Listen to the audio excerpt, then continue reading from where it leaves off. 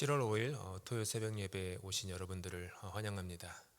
오늘은 우리 썸머 캠프 다음 주 월요일부터 시작될 썸머 캠프 스태프들이 우리 히든에이커 수양관에서 1박 2일 수양회를 지금 현재 진행 중에 있는 관계로 녹화 영상으로 우리가 함께 말씀을 나누고 그리고 기도의 힘과 또 인도를 받기를 원합니다. 오늘 우리가 함께 읽은 마태복음 1장 1절부터 17절은 잘 아시는 그 예수 그리스도의 족보입니다. 마태복음은 책의 이름대로 마태라는 제자가 쓴 책입니다. 모든 책을 쓸 때는 심지어 우리가 일기를 쓸 때건 편지를 쓸 때건 목적이 있지 않습니까? 마태도 복음서를 쓸 때 목적이 있었어요. 요한은 요한의 목적이 있었고 누가는 누가, 마가는 마가 나름의 목적이 있었습니다. 학자들은 마태라는 이 사람이 80년에서 90년 사이 예루살렘이 아닌 그 시리아, 지금의 시리아 위에 있는 시리아에 있는 안디옥이란 곳에서 마태복음을 저술했을 것이라고 대부분 이렇게 추정하고 있습니다.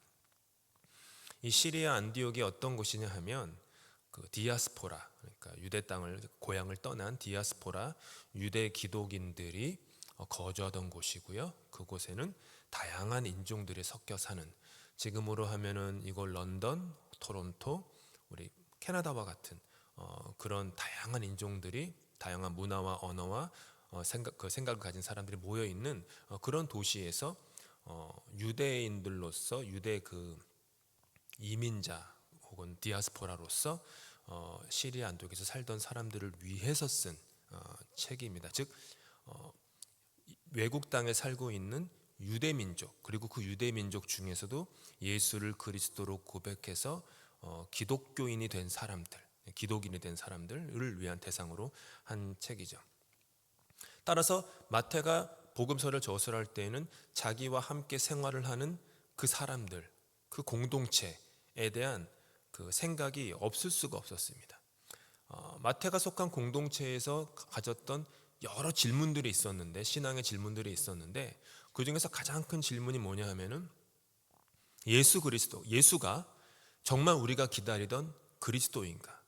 그리스도는 헬라어, 메시아는 히브리어, 같은 말로 구원자라는 뜻입니다. 그러니까 정말 그분이, 그 예수라는 분이 우리가 기다리던 메시아, 그리스도인가?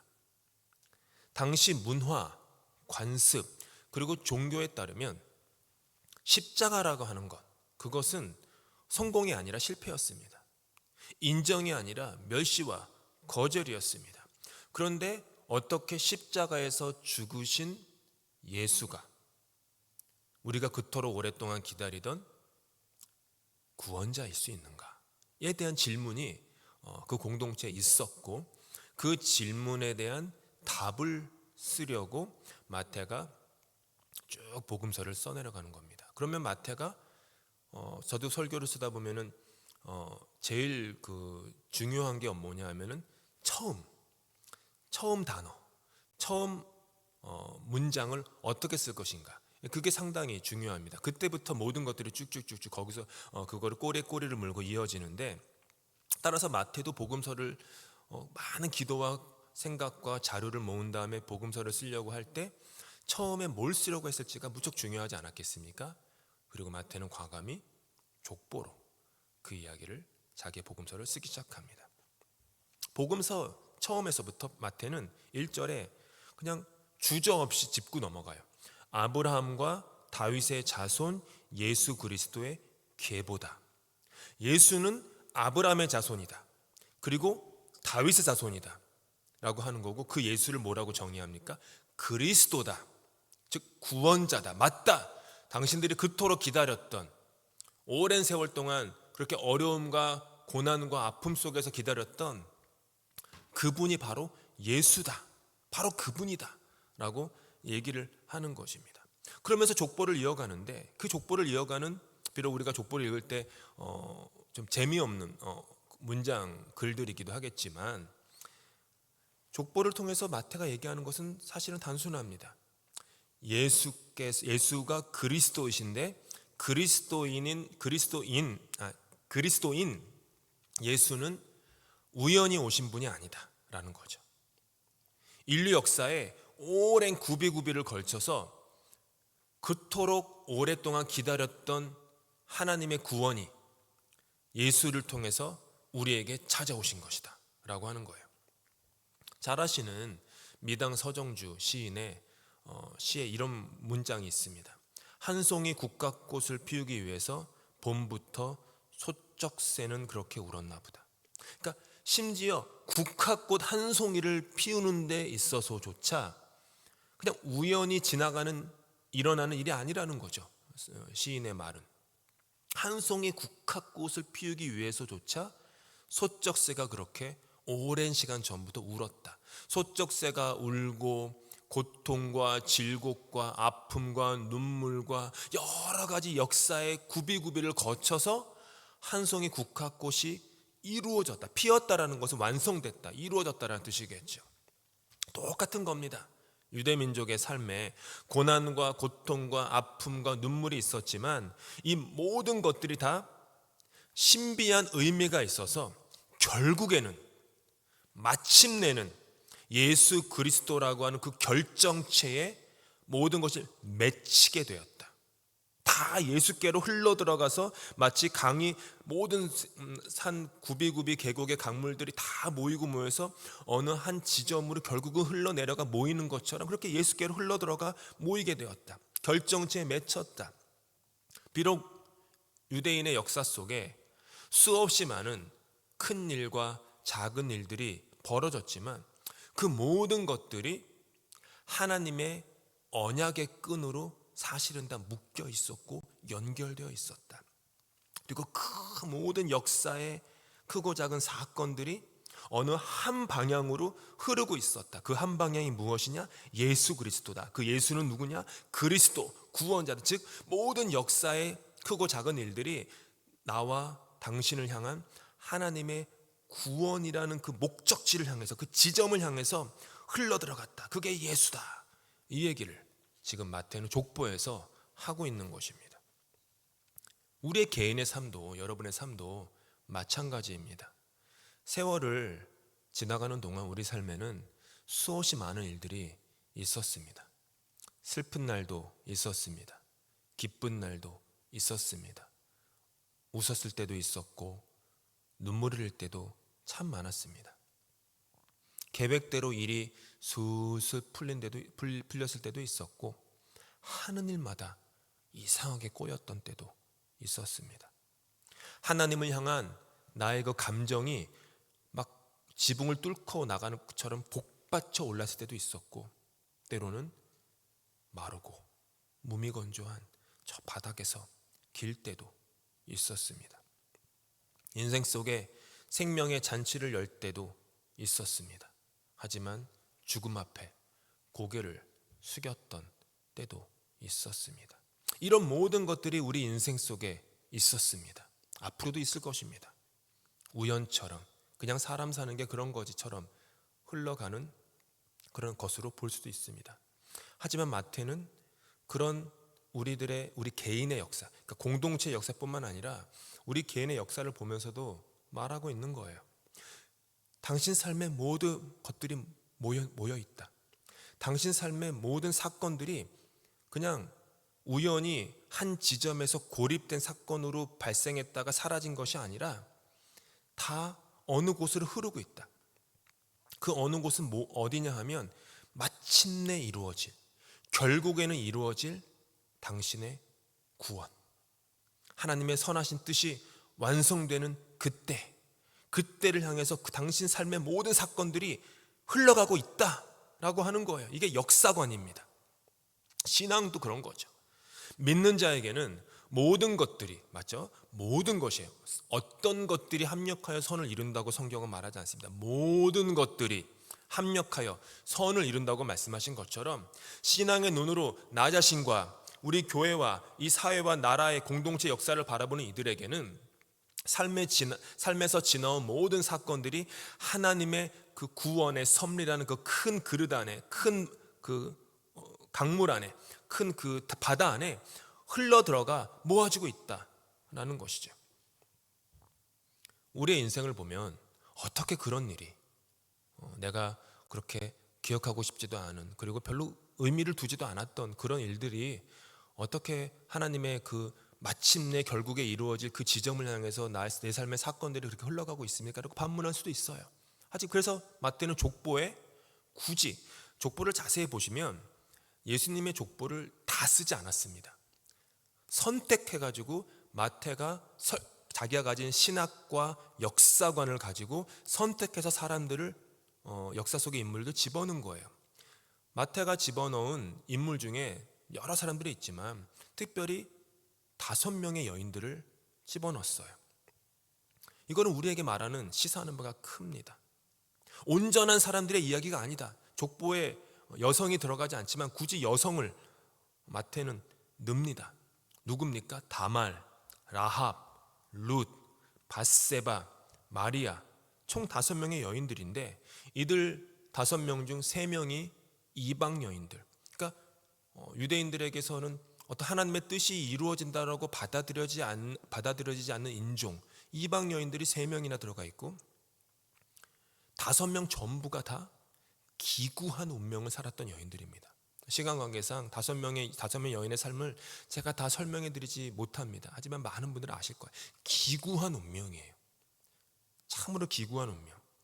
마태는 이런 얘기를 하는 거예요. 마치 흙탕물 속에서 아름다운 연꽃이 피어나는 것처럼 수없이 허물 많았던 기구한 운명을 살았던 그 사람들조차의 삶에서조차 구비구비를 지나서 예수 그리스도가 마침내 우리에게 왔다. 결국에는 우리에게 오셨다. 하나님의 구원이 우리에게 그렇게 임했다라고 마태는 말하고 있는 것입니다.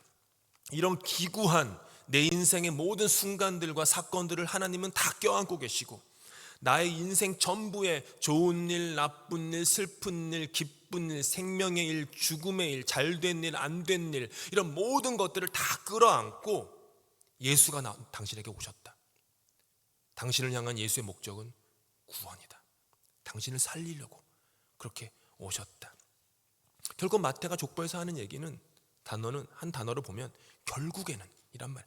결국에는 인간이 이해할 수 없어도 결국에는 하나님의 약속이 성취되었다. 마침내 하나님의 뜻이 당신들의 삶 속에 이루어졌다. 마태는 지금 예수 그리스도의 족보를 연구하면서 이걸 깨달은 거예요. 역사가 그렇게 그냥 우연이 아니구나. 한 나라의 역사, 공동체의 역사, 이 지구 운명의 인류의 역사뿐만 아니라 나 개인의 역사도 그렇게 우연이 아니구나. 물론 어떻게 보면 우연 같은 일들도 많이 있어요. 하지만 큰 역사의 그 뜻 안에서 보면은 그렇게 하나님의 뜻이 고고하게 우리 삶 속에 흐르고 있다. 내 삶 속에서 일어나는 모든 일들이 모두가 다 우연인 것만은 아닙니다. 모든 것들에 다 뜻이 있어, 다 목적이 있어 라고까지 말할 수 없을지는 모릅니다. 하지만 그렇다고 저와 여러분의 삶이 그저 우연히 흘러가는 우연의 연속만이라고 볼 수도 없습니다. 의미 없이 스쳐 지나가는 것이 우리의 삶은 아닙니다. 다 헤아리지 못하는 그 순간에도, 다 이해할 수 없는 삶의 환경에서도 하나님의 섭리의 손길은 우리의 삶에 흐르고 있습니다. 나를 향한, 이 공동체를 향한 하나님의 열심, 내가 너희들의 삶 속에 공동체 가운데 구원을 마침내 결국에는 이룰 것이다 라고 그렇게 묵직하게 붙잡고 흘러가는 하나님의 그 결국에는, 마침내라는 그 시간은 우리를 굳게 붙잡고 있습니다. 우리 인생은 결국에는, 마침내는 예수 그리스도로 인하여 완성될 것입니다. 그것을 믿고 우리에게 주어진 하루하루의 삶이 어떤 모양이든지 믿음으로, 사랑으로, 인내하며, 감사하며, 기대하며, 소망 가운데 서로 사랑하며 살아가는 것이 바로 그리스도인의 모습입니다. 감정이 올라오니까, 기분이 그렇게 북돋으니까 사랑하고 용서하고 품고 하는 게 아니라는 거예요. 내 안에 묵직한 믿음이 있는 거예요. 그래, 결국에는 하나님의 뜻이 내 삶에, 그리고 우리 공동체, 우리 자녀의, 우리 가정의, 이 교회의 삶에 이루어질 거야. 마침내는 이루어질 거야.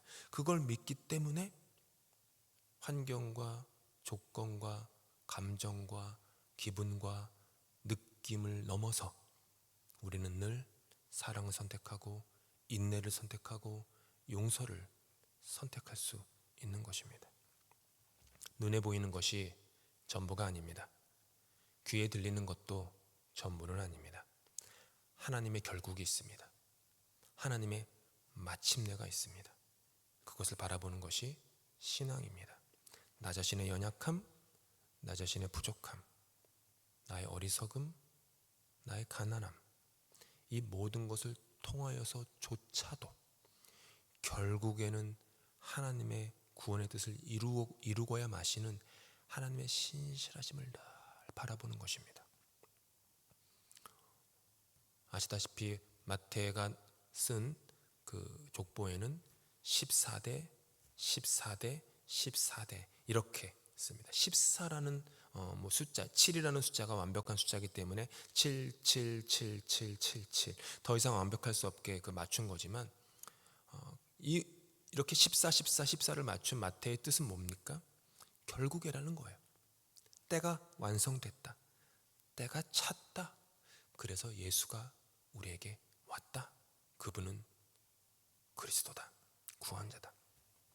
그리고 하나님의 뜻은 내 삶에, 우리 공동체의 삶에, 우리가 몸담고 살아가는 이 더 넓은 런던 사회와 캐나다와 이 인류 가운데 결국에는 성취될 것이다 라고 얘기를 하고 있습니다. 그러니 사랑하는 성도 여러분, 이 새벽에 오셔서 여러 가지 기도 제목으로 오셨을 것입니다.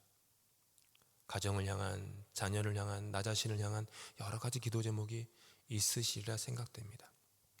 한 가지를 꼭 기억하고 기도의 힘을 얻기를 바랍니다.